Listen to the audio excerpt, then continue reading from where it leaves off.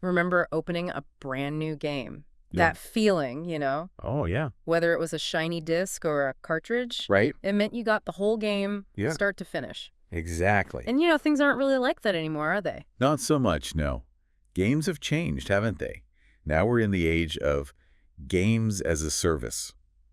GAaS, as they call it. Huh. It's not just a one-time purchase anymore, is it? No, it's not. It's designed to keep you engaged. And spending. Yeah, exactly. And today we're diving deep into this whole GAaS world. Yeah, we've got a ton of stuff to look at today. Okay. We've got some forum discussions, opinions from Reddit, a Wikipedia overview to keep things grounded, Sound good. and even some articles from gaming news sites. Wow, covering all the bases. We're going to paint a complete picture, all right. From how GAaS began to where it might be going. Sounds good.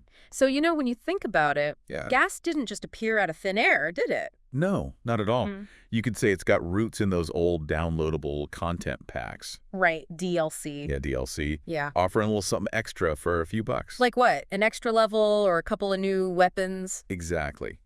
But the real groundwork, I think, was laid with massively multiplayer online games. MMOs. MMOs, exactly. Think back to World of Warcraft, right? Oh, yeah. Early 2000s. Players paying a monthly fee just to keep playing, with expansions adding even more content. And it all adds up, doesn't it? It sure does. But people were hooked. They were hooked. But here's something interesting. There was this company, a big player now. Yeah. They were already all in on GAaS, even back then. Who are you talking? Tencent. Oh, wow, Tencent. They were ahead of the curve, Yeah. especially targeting, the Chinese market. Right. PC cafes, mobile gaming. Mm. They knew how to monetize that as a service like nobody else. They had a vision, didn't they? They did, yeah. But I think for a lot of people, that shift to GAaS that we all felt really hit home with free-to-play games. Right. And there's one game that changed everything. Which one? Team Fortress 2. Team Fortress 2, absolutely. That was a traditional paid game when it came out back in 2007. But then, the player base, it kind of dwindled. So Valve, they tried something radical. They released the Gold Rush update. And that changed everything. The Gold Rush update. Yeah. What was so special about that? They introduced cosmetic skins. Players could unlock new looks for their weapons, their characters, by, completing achievements, or they could buy them. So even back then, people were already spending money to customize their experience. Exactly. And it was a huge success. It let Valve keep developing the game, and then eventually they made it totally free to play. That's a big gamble that paid off, didn't it? Big time. But then, things went into overdrive when a certain battle royale came out. You're talking about Fortnite. Fortnite changed the game.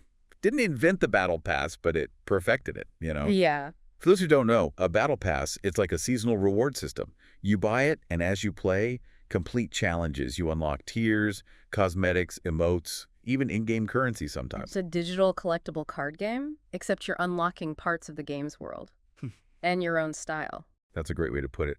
And Fortnite going free to play, having these battle passes, it set the standard for, this whole modern GAaS model. And then you had other big games jumping on board, right? You had Grand Theft Auto Online. Oh, yeah. Turned Los Santos into this living, breathing online world, always adding stuff. Yeah, and then you've got Warframe, which has been lauded for, being generous with its free-to-play model, focusing on those cosmetics instead of pay-to-win. Yeah. It really showed that you could do GAaS ethically. Yeah, and players loved it. They did. Of course, not every game fits into this GAaS model, and we've seen successes and failures. Right. But that's a story for another time. So GAaS, right? Yeah. It's everywhere now. It really is. Big part of gaming. Huge. But is it a good thing? That's the question, isn't it? Are we missing out on those classic, complete games? Right. Because of all these microtransactions, all these promises, are we? It's complicated, really. There are good and bad sides. Okay. Like anything else. Let's start with the positives. All right. One of the biggest arguments for GAaS is this idea of a game that's always growing. Right. A living, breathing world. Exactly. No more waiting around for a sequel. You're getting constant updates. Expansions, new content. Keeps it fresh. Yeah. Yeah. And a perfect example of that, No Man's Sky. Oh, No Man's Sky. Remember when it first came out? Yeah, 2016. Not exactly what people were hoping for. That's putting it lightly. Right. But here's the thing. Hello Games, the developers, they didn't give up. They actually listened. They did. To the community, kept putting out these big updates. base building, multiplayer, even VR. Hmm. That's a comeback story. It really is. That game could have just disappeared. Exactly. So that's a strong point in favor of GAaS. Right. This potential for a game to evolve with the community. Together. And we can't forget about accessibility. Oh, right. Yeah. Free-to-play GAaS games, that's been huge. It opened up gaming to so many people. Yeah, people who couldn't necessarily afford, Sure. a brand new $60 game every month. $100, some of them now, right? I know, it's crazy. So easy. I remember when I was a kid, getting a new game was a big deal. Oh, yeah. Now you can just download a free-to-play and play for years, potentially. And never spend a dime. If you don't want to.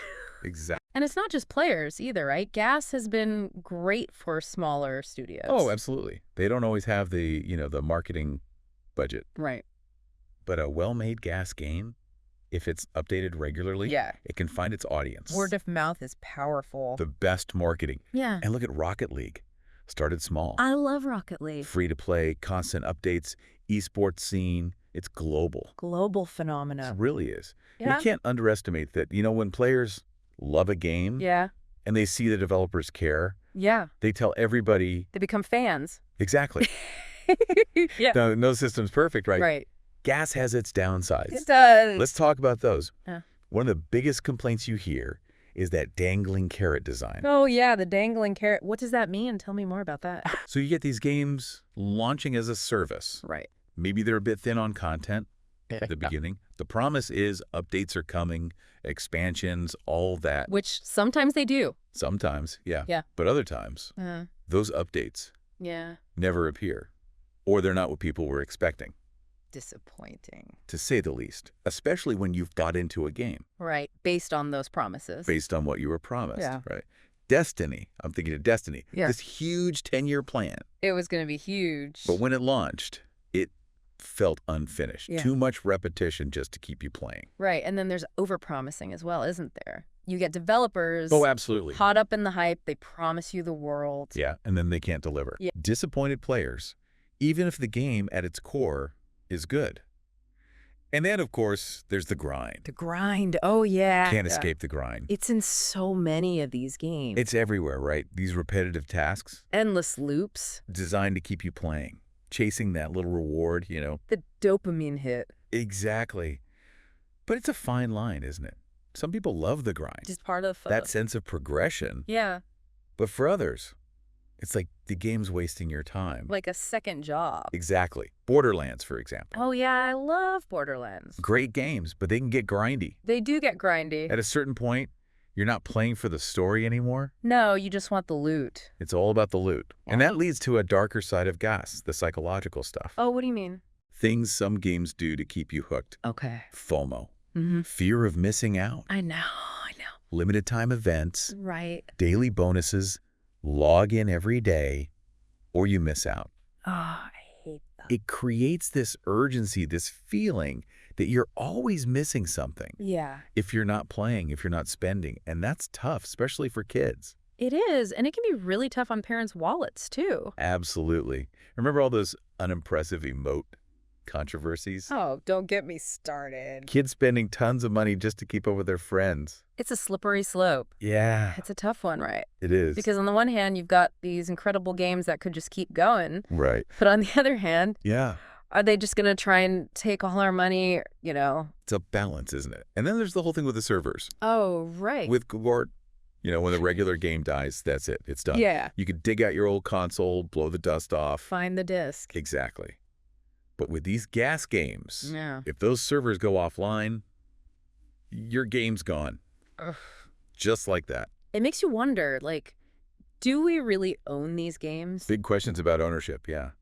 Even if you've put in hundreds of hours. Hundreds of hours, tons of money. Exactly. It's crazy, right? It is crazy. But hey, it's not all bad news, right? No. There are GAaS games out there that are killing it, They're doing it right. showing how it should be done. Like we talked about before, Rocket League. Yeah, Rocket League. What's amazing is it's not just that it was successful. It's still going strong. Psyonix, the developers, Yeah. they get it. They listen to the players, always adding new stuff, New modes, new features. keeping it fresh, Yeah. even after all these years. It's a game for everyone. Exactly. Doesn't matter if you're casual or a hardcore esports pro. got something for you. It does. And then you've got Genshin Impact. Yeah. Huge. Huge. Shows no signs of slowing down. What are they doing? They've got it all figured out. Yeah. A massive open world, beautiful. You can explore it however you want. Okay. You want deep combat, they've got it. Yeah. And then there's the gacha system, which, yeah, Yeah, it's controversial. it can be, and it works. Always new characters to collect, you know? It's addictive. It is. Like they've taken RPGs, Yeah. open world games, even card games, They threw it all in there. blended it all together into this one giant ever-changing thing. It's a lot, but it works. But, you know, for every success story, Right. there are GAaS games that just, well, Didn't make it. yeah, they fell apart. Anthem. Big one. Whoa. Anthem. So much potential. Right. Beautiful game. The world, the combat, it was all there. But development problems. Oh, no. Promises broken, not enough to do once you hit the end game. People were so disappointed. They really were. BioWare tried to fix it, they really did. Yeah. But it was too late. Anthem became the cautionary tale, you know? Of what not to do. Exactly. And then there was Marvel's Avengers. Oh, yeah. You'd think that would be a home run, right? Marvel. Biggest thing in the world. Should be easy. You'd think so, but it just didn't work. What went wrong? The GAaS stuff felt tacked on. Okay. The microtransactions, they were a bit much. Yeah. They had a dedicated community, passionate, Yeah. but it wasn't enough. Shut down after a couple of years. It goes to show even a big name doesn't mean you've made a good game. It's true. And the thing is, everyone wants a piece of that gas pie now. Oh, yeah. Every publisher, they're all trying to get in on it. Too many games. The market's flooded. It's tough out there. It's tough for new games to get noticed. To even survive, Sony, for example, Okay. they were going to do 12 new gas titles. 12. They cut it down to 6. Wow. They realized it's not sustainable. Not everything can be GAaS. Exactly. Ah. And then you have a game like Conquered, Conquered, yeah. big budget shooter, came out a few months ago. Right, I remember the trailer. 2 weeks later, gone.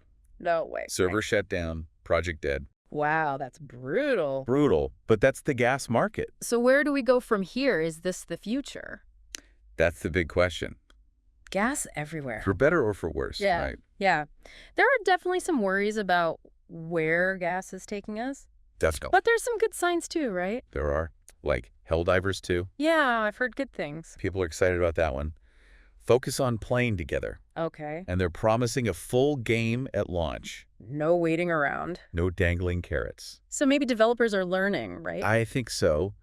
They're realizing GAaS is about building a community. It's not just about the money. Exactly.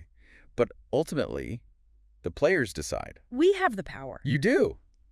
And that brings us to our final thought for today. Okay, hit me with it. If GAaS is about keeping players engaged, are developers really listening to what we want? That's a good question. Are they making games that are fun, that we enjoy? Yeah. Or are they just chasing profits? It's something to think about. It is. We've looked at the history of GAaS, the good, the bad, the successes, the failures. Yeah, we really went deep today. We did. Now's your turn. What do you think? What are your hopes for the future of gaming? Let us know. We'll be back next time with another deep dive. Until then, thanks for listening.